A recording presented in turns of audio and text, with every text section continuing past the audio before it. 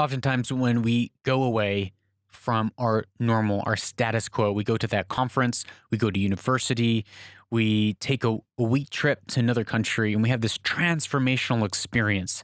And we say, "My life's been changed forever. My perspective, my energy, my thoughts, I just feel so different." And then we come back home, whether it's from university or that great conference that you went to this weekend, and it all falls back to how it once was. Hey, it's Lucas Grobot, and you're listening to Weaver and Loom.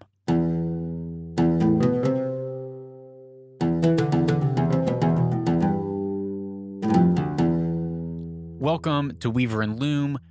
I am so glad that you are here with me this week as we talk about change. That's right. We are on episode 4 of 5 on change here this Wednesday. And we've been talking about resistance to change. We've been talking about, is changing betraying yourself? We've talked about what happens when you change and others don't. And today we're going to be discussing what happens when you've changed and you go back to your old environment, and all of a sudden, all that transformation, all those new clarity of thought, that new energy that you had, that new vision that you had for your life, and commitment that you had to be different, to live differently, it all of a sudden fizzles out and dissipates and disappears, often within a matter of a couple weeks, if not a couple of days. Why is that? Well, good news. We're going to be answering that here. And mostly we're going to be answering why that happens, the trap falls, the pitfalls, the traps that are there that you can avoid falling into. And on tomorrow's episode, we will talk about the antidote to this. So why do we fall back into these old patterns, or these, what it's sometimes called familiar spirits? What happens is the way that thoughts function in the world, the way that we think, it is not us isolated. Our minds, our thoughts, it's not just me, myself, and I, but we're actually thinking as a family. We're actually thinking as a community. We're actually thinking as a city. There's actually thought patterns of an entire nation that in geographical areas, in proximity, our thoughts begin to resonate at the same wavelength. Why is that? Because our thoughts are not just our thoughts, but in the natural realm, atoms have physical quality. But in the spiritual realm, it is our thoughts, our thought life, that actually has substance. If you remember many episodes back, I think somewhere in the 50s, we have an episode on the Trojan horse and how Trojan horses are like in just as the Trojan horse was a spy, a thing that got past the gates of Troy that enabled the Greeks to take the city of Troy. So are thoughts similar to Trojan horses, where if we adapt and accept a thought into our mind, oftentimes it is loaded with a virus, with a whole program that begins to shift the way that we think, and it takes over everything if we are not careful. So these thoughts, we go away, we go to the conference, we have this amazing experience. We have this amazing one weekend, maybe boot camp, and we are getting our life back in order, and then we go back to our home, and all of a sudden we fall back into these old patterns, into these old habits, into these old mindsets. It's because in that atmosphere, there's actually thoughts that are dominating that atmosphere that we end up coming under. There are generational patterns, generational thoughts that are being passed down in that atmosphere that we can come under, and we need to protect ourselves from coming underneath them. Otherwise, we are going to lose all the growth that we gained. And I have seen this so many times. I've seen this so many times with clients, with people, with friends. They have this moment of breakthrough. They fall back into their home. They go back to where they've come from, and instantly they lose all the growth that they've seen. They've worked for months, and then they lose all the growth that they've seen in a week because they were not boundaried. They were not principled. They did not have the ability to have influence over the thought system that they went back into, but that thought system actually had power and authority over their mind, over their thoughts, over their habits. So what are some of the ways that we can guard ourselves?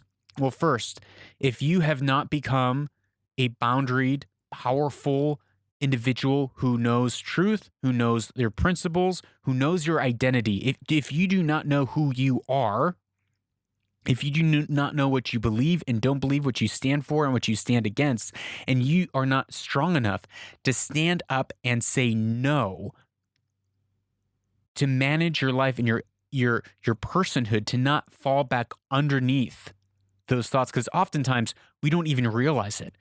We come back into that atmosphere and all of a sudden we're thinking thoughts that we think are ours. And why do we think they're ours? Because we've thought them for so long. Maybe you've experienced where you go on a trip and you come back, and while you're away on that trip, you didn't have any suicidal or thoughts of depression, but you come back into your home and all of a sudden they kick back in again. That is because those thoughts are not actually your thoughts, but they're thoughts that are happening within the atmosphere, and you are believing because they've been so ingrained in your mind. You think that they are your thoughts when really it is an outside influencing your thoughts, and you think that it's yours, but you haven't been able to recognize the difference between your thoughts and the thoughts of others, your thoughts and the thoughts of the atmosphere around you. Maybe you've experienced where you walk into a room and all of a sudden your emotions like that shift. It's because you're actually picking up on the emotions within that atmosphere. And it's not your emotion, it's the emotion of the room. And you are now coming underneath that. And if you adopt it and say, oh, I'm all of a sudden depressed, well, then it's going to have authority and it's going to have power over you. If you are not able to discern that, if you are not able to maintain that sense of control and identity, and you're falling back underneath those, then I would say, don't go back. Don't go back home.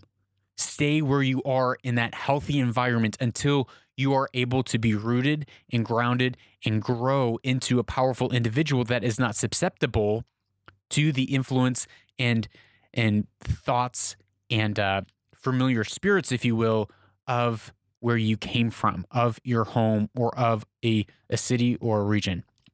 I hope you're tracking with me. This is like super heady, super deep, and a little offbeat from what we've been doing this week, but it's very important. If we don't realize and recognize this, it's like all of our work is for naught. It's like not having a foundation and we're building a house and then we take the scaffolding away and the whole house collapses and we have no idea why. It's because we didn't hit these foundational pieces. So one, don't go back. If you've not become solidified, rooted and grounded in your identity, if you do not know who you are as you're going through this transformational experience, whatever you do, don't go back. And if you do go back, this is what you need to do. If you don't have a choice, if you're going back, this is what you need to do. It's called clean breakup. Okay. What you need to do is, if you remember from episode 70, which was just a few episodes back, we talked about show me your friends and I'll show you your future, which is if you want to change as a person, you need to change the environment. You need to uproot your plant, put it in new soil, give it fertilizer, give it the right amount of sunlight, give it the right amount of water. What does that mean? It means that maybe you need to break up with some TV that you've been watching. Maybe you need to break up with the gossip that you've been having with your old girlfriends or old guy friends. Maybe you need to break up with girlfriends or guy friends. Maybe you need to unfollow some accounts on Instagram. Maybe you need to delete Instagram. Maybe you need to throw away your phone. Maybe you need to start reading books that are going to support and feed the thought system that you are working so hard to live in, to change into, to grow you and fertilize you into the person that you desperately are seeking to be.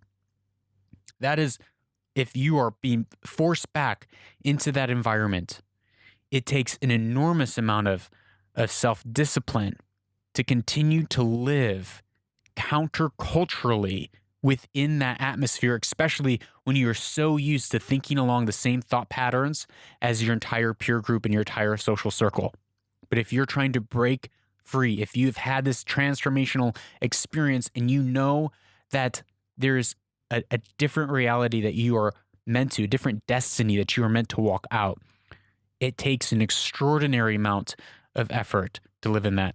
So those are my suggestions for you today. And tomorrow, there's one more piece.